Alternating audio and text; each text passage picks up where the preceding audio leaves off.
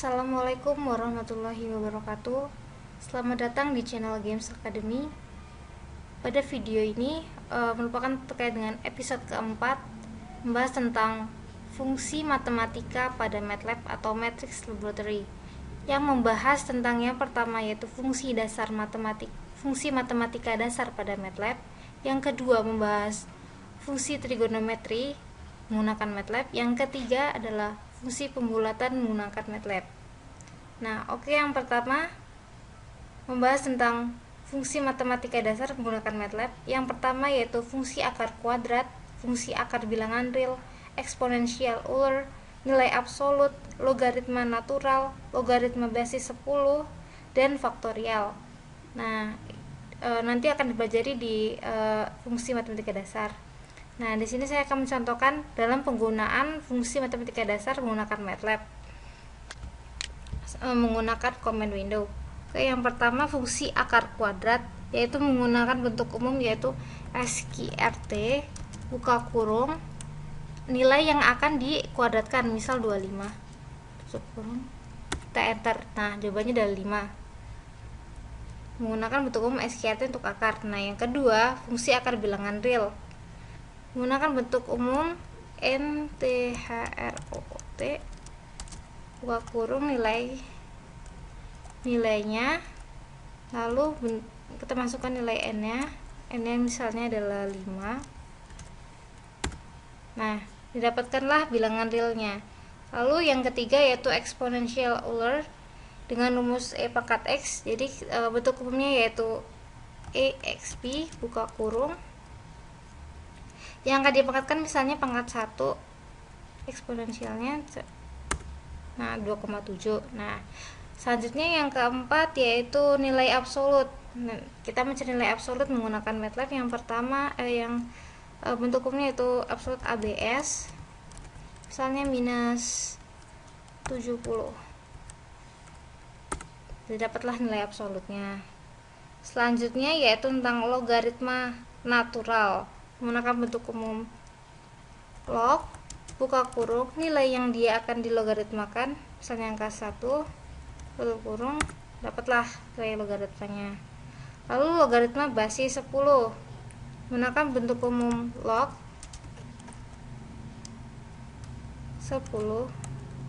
Di sini ada tambahan 10 buka kurung yang akan dipangkat 10, misalnya segini, enter. Nah, dapatlah, berarti log 10 dari 1000 adalah 3. Nah, setelah itu yang terakhir tentang dasar matematika dasar yaitu tentang faktorial, mencari faktorial. Untuk umumnya yaitu menggunakan rumus faktorial buka kurung yang akan difaktorkan misalnya 7, enter. Nah, dapatlah seperti itu. Contoh lagi faktorial 3. Nah, dapatlah seperti itu. Nah, itu tentang fungsi-fungsi matematika dasar.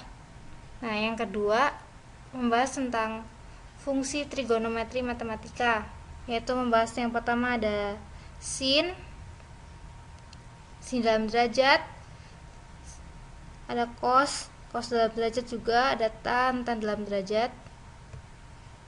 Nah,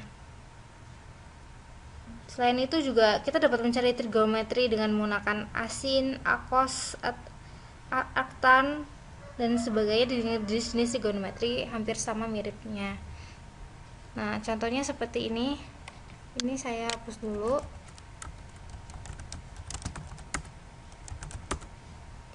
Untuk trigonometri yaitu menggunakan yang pertama sin, misalnya sin x dalam n.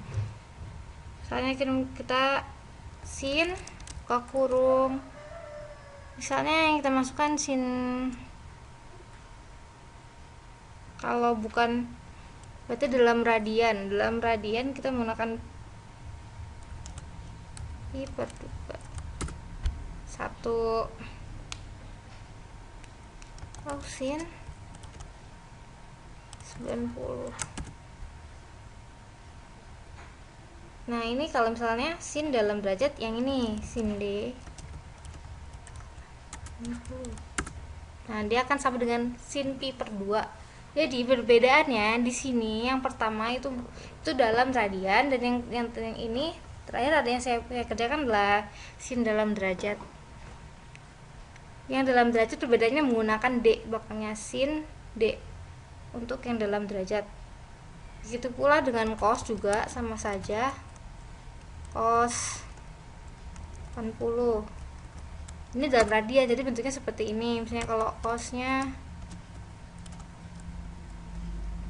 cos pi di sini kan hitungannya 180 ya, karena bentuknya radian. Yang satu sama dengan kalau misalnya cos D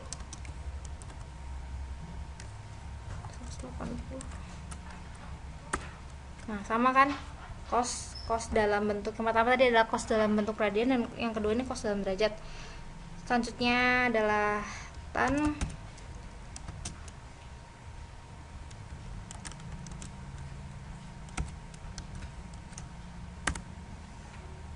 Nah, ini untuk tan dalam radian. Yang kedua ada tan dalam derajat.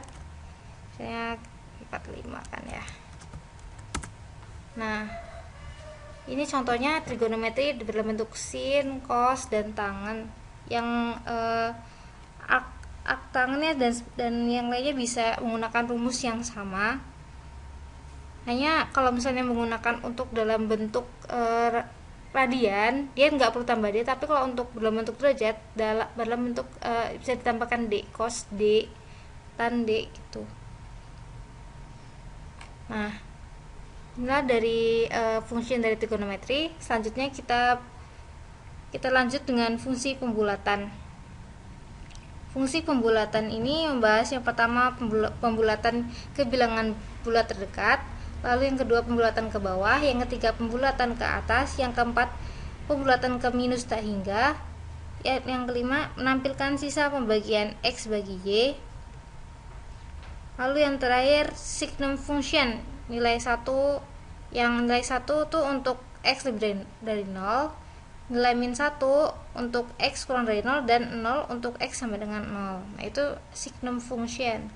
Kita contohkan di Common Window. Yang pertama kita hapus dulu.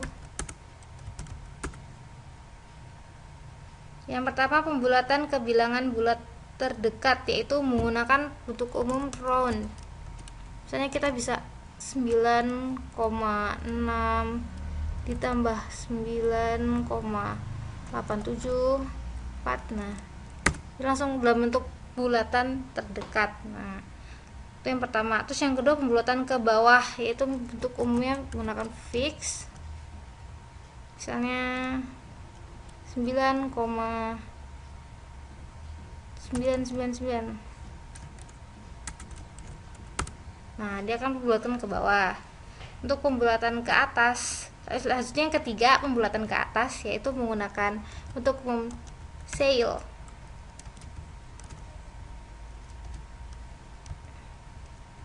(2,78).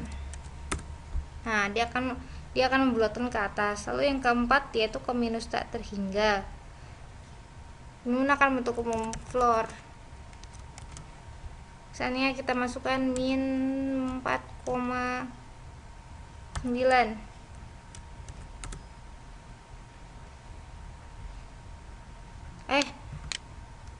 Maaf, MATLAB itu tidak bisa koma itu menggunakan titik. Jadi salah, saya salah di situ.